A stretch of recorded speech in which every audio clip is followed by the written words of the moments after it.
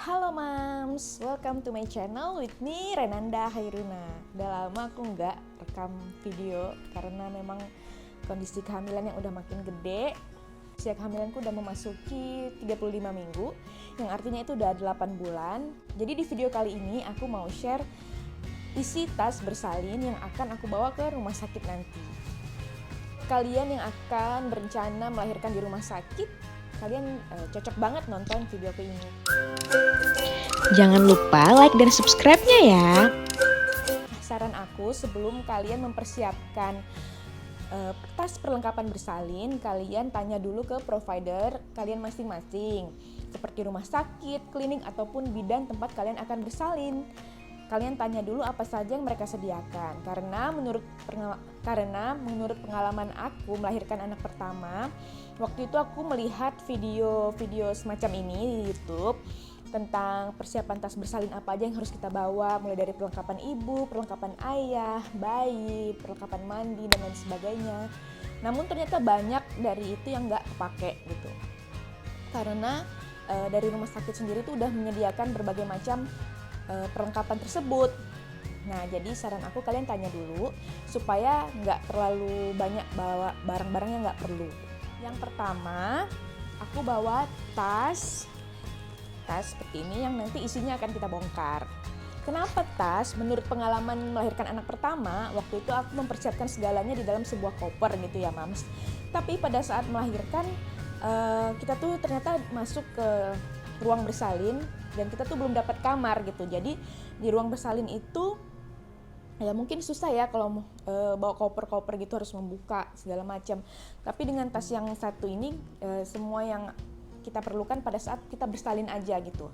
Nanti setelah kita mendapatkan kamar untuk pasca bersalin, menginap gitu ya, untuk opname, baru kita turunkan kopernya.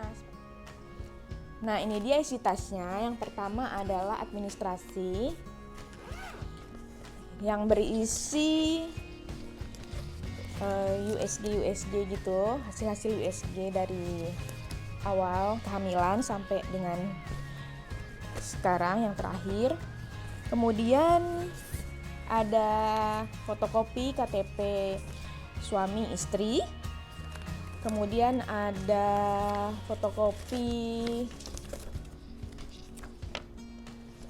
buku nikah. Kemudian jangan lupa juga untuk mempersiapkan kartu asuransi, entah itu BPJS atau asuransi lain yang kalian miliki. Seperti itu. Nah, itu tuh penting banget, nanti akan aku catat ya. Kemudian yang kedua ada pouch berisi masker untuk persediaan 2-3 hari. Ini untuk papinya dan juga untuk maminya si baby ya, kita. Kemudian ada face shield untuk newborn, aku pakai merek Quenchi. Kemudian ada juga tisu basah dan tisu kering. Ini tuh mungkin pada saat melahirkan tuh kita udah butuh tisu atau apa untuk ngop keringat atau apa gitu ya. Kemudian ada kaos kaki.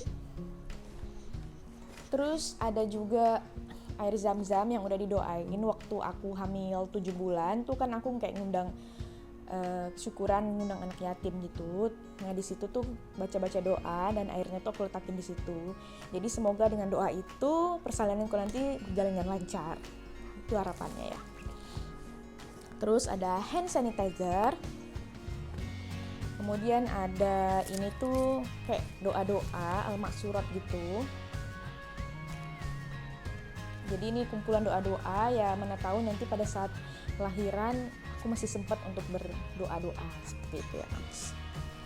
Oke, itu aja isi tas yang akan aku bawa pada saat bersalin. Beda ya, Mam, sama tas yang untuk nanti opname atau pasca bersalinnya. Kita lanjut ya. Nah, tas yang kedua adalah isinya perlengkapan menyusui. Ya, jadi ini tuh terdiri dari pompa ASI dan juga chargernya. Ini alat ini tuh udah dari waktu anak pertama sih, jadi udah agak buluk gitu.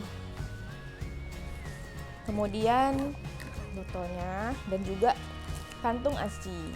Esnya belum aku masukin sih, es gelnya. Nanti ini aku taruh di koper aja. Jadi kopernya tuh insya Allah muat sih ditaruh ini di dalam kopernya. Jadi bukan berarti bawa tas ini beda-beda lagi.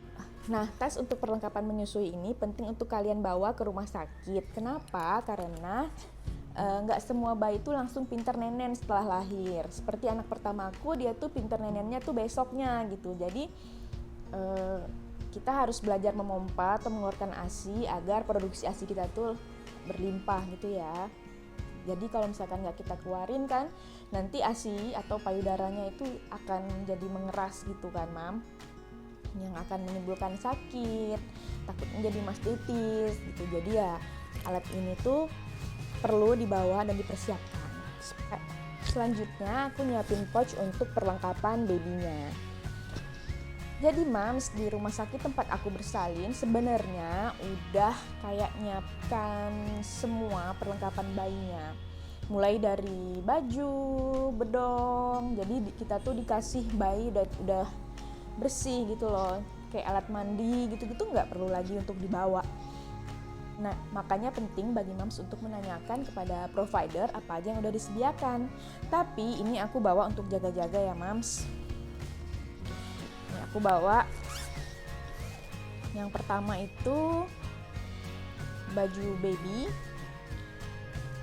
Nah, mana tahu pada saat si bayi ada sama kita, sedang berada di kamar kita, terus bajunya basah atau berkeringat atau gimana, nah, kita bisa ganti pakai baju yang kita bawa sendiri. Ini aku bawa setelan lengan panjang itu 2. Kemudian aku bawa setelan lengan pendek juga 2, lengan pendek dan celana pendek 2, dan juga kutung 2. Nah, setelah itu aku juga nyiapin kayak popok kain. Sebenarnya di sana praktisnya pakai popok sekali pakai gitu ya Mams, tapi mana tahu si baby nanti alergi atau ruam-ruam, nah kita bisa pakaikan popok kain. Selanjutnya aku bawa bedongnya aku bawa 3. Untuk hamilan kali ini aku nggak membeli bedong sama sekali ya Mams, karena masih banyak punya abangnya. Jadi itu enaknya hamil jarak dekat, kita nggak terlalu perlu banyak beli barang-barang. Kemudian aku juga bawa waslap 1, kemudian kain-kain ini, kain-kain handuk kecil gitu 2. Terus aku juga bawa handuk, yang mana mungkin ini perlu, padahal sebenarnya di sana bayi kita udah dimandiin. Kemudian aku bawa ini sarung tangan dan sarung kaki, itu aku bawa 3. Nah, aku punya tips buat Mams. Jadi waktu aku anak pertama tuh aku beli motif macam-macam ya, sarung tangan, sarung kakinya itu. Tapi ternyata itu menyusahkan kita gitu loh. Menyusahkannya di mana sih? Jadi pada saat yang satu kena muntah atau kena gumohan gitu, misalnya sarung tangannya kena gumohan. Nah, jadi aku harus nyuci yang sarung tangan, sementara yang sarung kakinya tuh masih bersih gitu, jadi kayak belang-belang gitu kan. Akhirnya yang ini dipasangin sama yang itu. Jadi aku beli mittensnya itu, sarung tangan sarung kakinya itu sekarang dengan motif yang sama, jadi dengan warna yang sama, motif yang sama semuanya, supaya kalau misalkan salah satunya itu kotor terus diganti sama yang satu lagi itu nggak kan beda-beda gitu warnanya, kayak nyambung gitu kan. Terus aku juga bawa topi 2, topi bayinya, dan aku juga bawa perlak kain gitu untuk alas-alas bayinya kalau tidur di tempat tidur biar lebih higienis, dan selimut topi untuk nanti si bayi pulang dari rumah sakit. Oh iya, aku juga bawa apron menyusui. Jadi nanti mana tahu ada yang datang pada saat aku menyusui bayiku, aku bisa langsung pakai apronnya. Tapi sebenarnya pada masa pandemi ini yang akan menemani aku di rumah sakit hanya suami sih kayaknya. Jadi nggak boleh sembarangan orang bakal masuk, jadi lebih sepi gitu keadaannya. Itu mungkin bakal beda sama lahiran anak pertamaku dulu, yang mana tuh saudara-saudara pada dateng, pada liatin di rumah sakit gitu ya. Ya tapi untuk jaga-jaga aku tetap bawa apron. Nah terus ada pouch lagi. Ya ini isinya ada kapas bulat. Kapas bulat ini untuk kita nanti nyebokin bayinya kalau dia itu pup atau pipis gitu ya, kalau dia lagi sama kita. Terus ada perlak kecil untuk alas ceboknya. Terus ada popok pospak sekali pakai. Aku tuh bawa 10 piece, mana tahu dia lagi sama kita. Sebenarnya pada saat dia diantar ke kamar kita, dia itu memang dalam keadaan pakai pospak gitu. Kita bisa minta ganti sama susternya, tapi daripada repot manggil-manggil suster ya kita ganti sendiri aja pakai yang kita bawa. Terus ada semprotan. Jadi waktu anak pertama aku itu, aku kan males ya, maksudnya ngambil gayung untuk bokin gitu ya. Jadi aku sediain ini tuh kita isi air, nanti tinggal disemprot-semprot di bagian itunya gitu kan, di bagian alat ininya, alat kelaminnya, terus kita bersihin. Jadi pakai semprot-semprot gini aja. Terus ada minyak telon dan juga tisu basah lagi. Jadi aku di sini nggak bawa alat mandi bayi karena menurut pengalaman aku ya, yang waktu anak pertama aku bawa lengkap banget, hand body, terus minyak rambut, sisir, semuanya. Dan itu tuh sebenarnya nggak kepake karena bayinya tuh selama kita udah bersih, memang udah selesai mandi gitu, udah wangi. Jadi aku bawa alat-alat untuk ganti popoknya aja gitu. Kemudian ada perlengkapan mami dan juga papinya, yaitu yang pertama ada sarung tuh aku bawa 2. Jadi mam, sebenarnya di rumah sakit tempat aku bersalin itu udah disediain kayak baju kimono rumah sakit gitu. Terus ada sarungnya, terus kita juga dipasangin gurita gitu ya. Jadi ya yang perlu tuh sebenarnya dalemannya doang.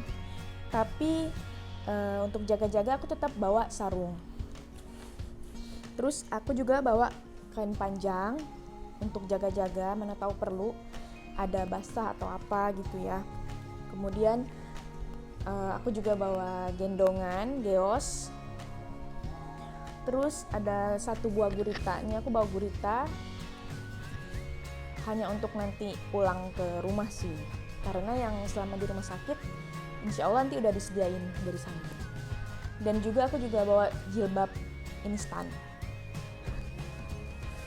Kemudian 1 pouch lagi itu isinya ya kaos-kaos suamiku gitu ya, baju-baju untuk selama suamiku di sana.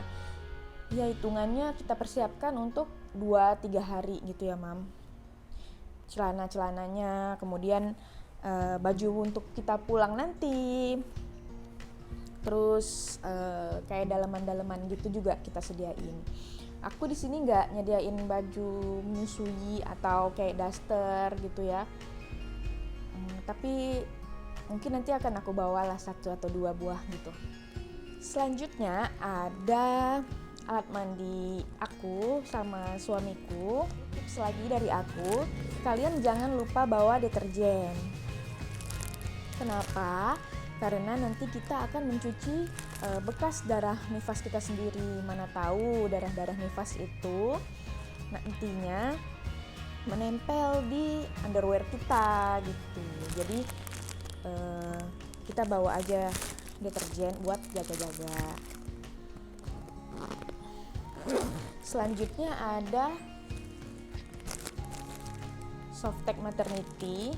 Ini tuh bawa aja yang banyak, nggak apa-apa bawa yang banyak karena memang dari awal sampai akhir kita bakal butuh ini, karena kita kan nifasnya sampai 40 hari ya. Jadi ini tuh penting banget dan jangan sampai lupa. Nah, selanjutnya yaitu skincare. Aku nggak jamin bahwa diriku nanti bakalan skincarean pada saat setelah melahirkan. Tapi ya nggak apa-apa, namanya juga kita mempersiapkan diri. Makanya aku bawa yang kayak kecil-kecil aja, kayak cuman toner, terus pelembab gitu ya, UV protector, sunscreen, sisir, lipstick. Kemudian yang belum masuk itu bedak. Oh iya, ini aku juga bawa Clarins Lift Firmate Extra Firming Body Lotion gitu loh. Jadi setelah melahirkan, waktu jadi anak pertama, aku tuh perawatannya dengan produk Clarins. Nah, jadi kita beli yang gedenya, nanti kita dapat yang kecil kayak gini. Jadi bisa dibawa ke rumah sakit. Ini tuh sebelum kita pakai bengkung, sebelum kita pakai gurita, kita tuh oleskan dulu perut kita, perut, lengan, kemudian paha, sama ini dia. Supaya lebih mempercepat proses pengecilan perut ya, namanya juga usaha ya, semoga bisa kembali lagi seperti semula. Nah, itu saja persiapan tas bersalin untuk aku bawa ke rumah sakit. Sekarang saatnya barangnya disusun ke dalam koper.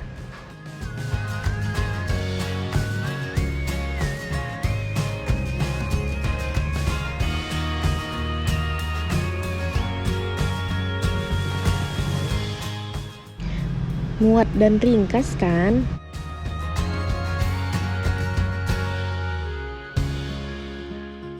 Nantikan video selanjutnya ya. Jangan lupa like, komen, dan juga subscribe-nya, Mam. Bye. Assalamualaikum.